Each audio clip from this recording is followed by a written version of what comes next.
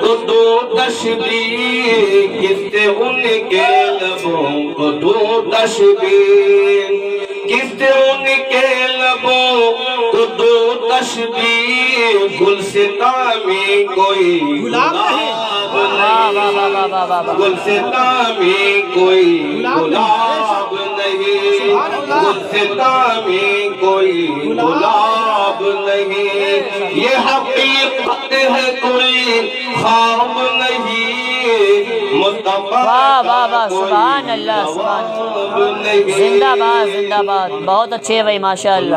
دیکھیں جام حب رسول پیتا ہوں، جام حب رسول پیتا ہوں، جام حب رسول پیتا ہوں، جام حب رسول پیتا ہوں، ارے اس سے بہتر کوئی شراب نہیں، اس سے بہتر کوئی شراب نہیں، اس سے بہتر کوئی شراب نہیں، اس سے بہتر کوئی شراب نہیں، اب تو غلام رسول ہے قسمت، تو غلام رسول ہے قسمت، تو غلام رسول ہے قسمت، اس سے بڑھ کر کوئی خطاب نہیں،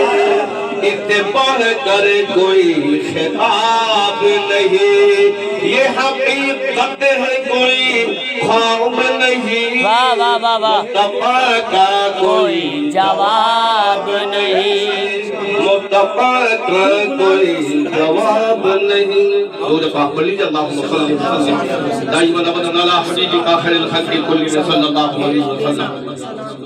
معزز سامعین کرام، حافظ قرآن ہونا یہ کوئی معمولی بات نہیں ہے، اور اتفاق ہے کہ آج یہاں پہ اکثریت حفاظ کرام کی رات، مولانا فیضان صاحب، اچھا مولانا ہاشم صاحب بھی ہیں، یہی دو شخصیتیں ہیں جو حافظ ہیں، ورنہ یہ سارے لوگ حافظ قرآن موجود ہیں ماشاءاللہ۔ قرآن مقدس اللہ کی کتاب ہے، دنیا میں اس سے زیادہ پڑھی جانے والی کوئی کتاب نہیں ہے، سب سے زیادہ پڑھی جانے والی کتاب اللہ کی مقدس کتاب قرآن ہے، اور اس سے زیادہ پوری دنیا میں کوئی کتاب چھپتی بھی نہیں ہے، اس سے زیادہ کوئی کتاب نہیں چھپتی ہے، اور جناب والا حال یہ ہے کہ اللہ تعالیٰ نے اس کتاب کو نازل کرنے کے بعد جب اس کی ذمہ داری اپنے ذمہ کرم پہ لیا تو اپنے بندوں میں سے چھوٹے چھوٹے بچوں کو بھی اللہ نے قرآن کا حافظ بنا دیا۔ آج آپ دیکھیں یہ وہ قرآن ہے کہ اگر 50 سال کا بھی آدمی حافظ قرآن ہے تو 10 سال کا بچہ بھی حافظ قرآن ملے گا۔ اگر 5 سال میں کوئی ایک طالب علم قرآن کا حافظ ہوتا ہے تو دنیا میں ایسے بھی ہوئے ہیں جو 1 مہینہ میں حافظ قرآن ہے۔ قرآن نے یہ اعلان کیا ہے وَلَقَدْ يَسَّرْنَا الْقُرْآنَ لِلذِّكْرِ فَهَلْ مِن مُّدَّكِرٍ، ہم نے قرآن کو یاد کرنے کے لیے آسان کر دیا ہے کوئی یاد کرنے والا؟ آؤ قرآن کے قریب ہو، قرآن کو پڑھو، قرآن کو یاد کرو، ایسے دیکھو تمہارے سینے میں یہ اترتا جاتا ہے۔ پڑھنے کے لیے تو آؤ۔ آج یہ قابل مبارکباد ہے جناب سجاد صاحب، انہوں نے اپنے بیٹے کو حافظ قرآن بنایا ہے، قوم کا امام بنایا ہے، مصلی پہ یہ کھڑے ہوں گے اور مصلی پہ کھڑے ہو کر قرآن سنائیں گے، ان کے پیچھے ان کا باپ قرآن سنے گا۔ آپ اندازہ لگا یوں تو علماء فرماتے ہیں باپ کی شان بہت بڑی شان ہوتی ہے، باپ کا مقام بیٹے سے بڑا ہوتا ہے، لیکن یہ چاہے جتنا بڑا ان کا مقام ہو اپنی جگہ، لیکن مصلی پہ یہ آگے نہیں جا سکتے۔ اب اگر ان کو رہنا ہے تو مصلی پہ نہیں بلکہ چٹائی پہ رہنا ہے، اور بیٹے کو مصلی پہ پہنچانا ہے۔ بیٹا قرآن سنائے گا، باپ پیچھے ہو کے قرآن سنے گا، بیٹا نماز پڑھائے گا، की हैसियत से और बाप मुक्तदी की हैसियत से पीछे खड़ा होगा। अब ये नहीं देखा जाएगा कि मेरा बेटा मुसल्ले पे है, इन्हें ये कहना पड़ेगा पीछे इस इमाम के बेटा है मुसल्ले पे, कहना पड़ रहा है बाप को पीछे इस इमाम। ये होती है इल्म की शान, ये होती है इल्म की शान, ये होता है इल्म का मकाम। कहो कहो कहो कहो, जो कौम पढ़ती नहीं वो तरक्की नहीं करती है, पढ़ने वाली कौम तरक्की करती है। अगर इल्म की शान वो होती है, इल्म वाला जहाँ कहीं जाता है उसकी इज्जत होती है, उसे दुनिया ये नहीं देखती ये किस बिरादरी से ताल्लुक रखता है, दुनिया ये नहीं देखती है कि किस बिरादरी से ताल्लुक रख रहा है, दुनिया ये देखती है कि इसके सीने में कुरान का इल्म है, इसके सीने में हदीस का इल्म है, इसके सीने में फिक़ह का इल्म है। दुनिया ये देखती है कि ये हाफिज़े कुरान है, मुसल्ले पे खड़ा है, उसके पीछे इक्तिदा करता है, वो चाहे अपनी कौम का अंसारी हो, चाहे वो अपनी कौम का फकीर हो, चाहे वो अपनी कौम का मंसूरी हो, चाहे वो अपनी कौम का खान साहब क्यों ना हो। कभी कभी खान साहब भी किसी फकीर के पीछे नमाज पढ़ते हैं, वो अपनी खान साहिबियत अपनी जगह है, लेकिन मुसल्ले पे खान साहिबियत और मस्जिद में खान साहिबियत नहीं चलती है। हर जगह कॉलर को खान साहब ऊंचा कर सकते हैं, लेकिन मुसल्ले पे खान साहब भी पीछे होना पड़ेगा। अगर इमाम खान साहब के अलावा कोई और है ये कह के दामन नहीं छोड़ा सकते, मैं तो खान का बच्चा हूँ, मुझे किसी की नमाज पढ़ेगा, तुम्हें भी मुसल्ले उसी इमाम के पीछे पीछे खड़े होकर इक्तिदा में नमाज पढ़नी पड़ेगी। ये इल्म की शान है। बहो बहो बहो बहो। जनाब, जब इल्म वाला होता है ना तो उसकी सोच अलग होती है, उसके सोचने का अंदाज भी बदल जाता है। जब एक जाहिल होता है ना तो उसके सोचने का मकाम भी अलग होता है, उसके सोचने का अंदाज अलग होता है। इसलिए जो कौम पढ़ती है वो तरक्की करती है। आज कौम मुस्लिम के लिए जरूरी है कि वो हर मैदान में सबसे आगे नजर आए, चाहे वो दुनियावी इल्म हो और चाहे वो दीनी इल्म हो, मजहबी इल्म हो, किसी तरह का भी इल्म हो, हर इल्म के मैदान में कौम मुस्लिम को सबसे आगे होना चाहिए। जो आज हमारी कौम का हाल ये है कि पढ़े लिखों में सबसे पीछे, परसेंटेज मुसलमानों का सबसे कमजोर है, क्योंकि हमारी कौम आंख खोलती है उसको कारोबार में लगा दिया जाता है, पढ़ने लिखने में नहीं काम सिखाने में लगा दिया जाता है।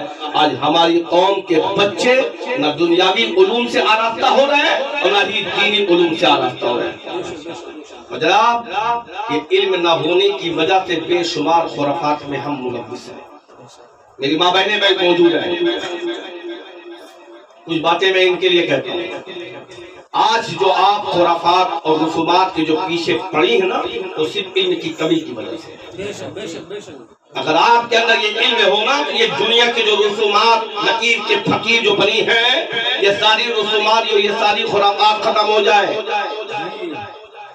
ये कोई दलील नहीं है मेरी माँ बहने कि अब तक होता चला आया है, अब तक तो लोग जाहिल थे अब आलिम हो रहे हैं। कल तक इतने हाफिज़े कुरान नहीं थे, कल तक तालीम हाफिज़े कुरान कहाँ था? अब कल को ये बात बताए तो उसकी सनद नहीं थी।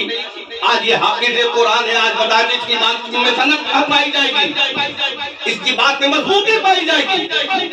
कल अहले इल्म नहीं थे, जैसे चाहा वैसे लोगों ने जिंदगी गुजार लिया।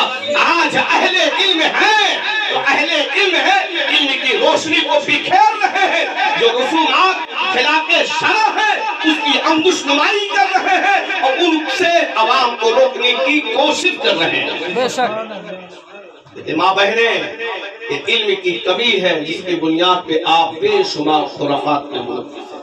आ रहा है बस आखिरी बात, ये शबे बारात है, शाबान का महीना है, शाबान। अगर किसी के यहाँ पहली शाबान को कोई मर गया, पहली शाबान, एक मिसाल दे रहे हैं, पहली शाबान को मर गया, 14 शाबान को शबे बरात, 13 को अरफा है, अब 12 दिन के अंदर 10वां 20वां 40वां सब कर लो, वरना अरफा कैसे होगा? ایک سال تک وہ مردہ بھٹکتا رہے گا قبر میں، نئے پرانے میں خط مت نہیں ہو پائے گا۔ 12 دن میں سیوم، 12 دن کے اندر تیجا، دسواں، 20واں، 40واں سب کر ڈالو، یہ کہاں کی شریعت لے کے چلے آئے؟ یہ علم کی کمی ہے جناب والا، یہ علم کی کمی ہے۔ ہماری اوقات نہیں ہے کہ ہم قبر کے اندر جا کے مردے ملا دیں آپس میں۔ یہ مردے کو ملاتا ہے یار، یہ کہتے ہیں 1 سال تک اگر فاتحہ نہ ہوا تو سال بھر تک مردے بھٹکتے رہیں گے۔ کس دوربین سے کس ماں بہن نے اس کو دیکھ لیا کہ مردے بھٹکتے رہتے ہیں؟ یہ تو سمجھنے کی بات ہے، یہ علم سے کوسوں دور کی بات ہے، یہ سراسر جہالت ہے۔ ہمارا کام یہ نہیں ہے مرنے والا مر گیا اسے قبر کے حوالے کر دیا، اب ہمارا کام صرف یہ ہے کہ اس کو اگر ہم فائدہ پہنچا سکتے ہیں تو اس کے لیے ایصال ثواب ہے، اس کے لیے دعائے مغفرت ہے، اس کے لیے بخشش کی دعا کی جائے، بس اس کے علاوہ اور کچھ نہیں ہے۔ اس لیے ہر موڑ پر علم کی ضرورت ہے۔ اگر علم نہیں ہے تو ایسی خرافات اور ایسی جہالت والی باتیں ہم پیش کرتے ہیں۔ ماں بہنیں کے لیے بھی ضروری ہے کہ آپ علم سے قریب ہو، اور جو عورتوں کی علم کی مجلس منعقد ہوتی ہے یا عورتوں کے لیے جو پروگرام منعقد ہوتا ہے اور جس میں واضح و نصیحت ہوتی ہے، ایسی واضح و نصیحت والی محفل میں عورتیں بھی شرکت کریں، اور تاکہ ان مبلغات سے علم کی تعلیم حاصل کریں، علم کی روشنی کو حاصل کریں۔ اس لیے بغیر علم کے اگر ہمارے پاس علم نہیں ہے تو پھر ہمارے ایمان کا محافظ اللہ ہے۔ اگر علم نہیں ہے ہمارے پاس تو پھر ہماری نماز کا حال خدا ہی حاصل ہے۔ اگر علم نہیں ہے تو علم کے بغیر اگر ہم روزہ رکھتے ہیں تو پھر اس روزے کا بھی حال اللہ ہی مالک ہے۔ اگر علم نہیں ہے اس کے بغیر اگر ہم زکوٰۃ ادا کرتے ہیں تو بس سمجھ لیجئے کہ بس اس زکوٰۃ کا بھی حال اللہ ہی مالک ہے۔ اس لیے کہ جب تک کہ علم نہیں ہوگا ہم اچھائی میں اور برائی میں تمیز نہیں کر سکتے، غلط اور صحیح میں فرق نہیں کر سکتے۔ آج کتنے لوگ ہیں رمضان شریف کا مہینہ آ رہا ہے، زکوٰۃ نہیں صحیح طور پہ نکالیں گے، لیکن کیا کریں گے؟ افطاری کرائیں گے، دیگے چڑھائیں گے۔ جو چیز غیر ضروری ہے اس میں ملوث ہوں گے، اور جو زکوٰۃ ضروری ہے، جو فرض ہے، اس کی ادائیگی میں ٹال مٹول کریں گے، برف بٹوائیں گے، برف کی چلیے بٹوائیں گے۔ جس چیز کا مطالبہ نہیں ہے اس میں تو انسان ملوث ہے، اور جس چیز کا مطالبہ قرآن نے کہا وَآتُوا الزَّکَاۃَ، زکوٰۃ ادا کرو، اس میں تو بس یوں ہی نکال کے بس نکال دو۔ اہل علم جب یہ کام کرتے ہیں تو علم کے دائرے میں بھی کام کرتے ہیں، اور اپنے آپ کو گناہوں سے اپنے آپ کو بچانے کی کوشش کرتے ہیں۔ اللہ تعالی آج کی اس نشست کو قبول فرمائے۔ جناب سجاد صاحب نے جو محبت آنا محفل منعقد کیا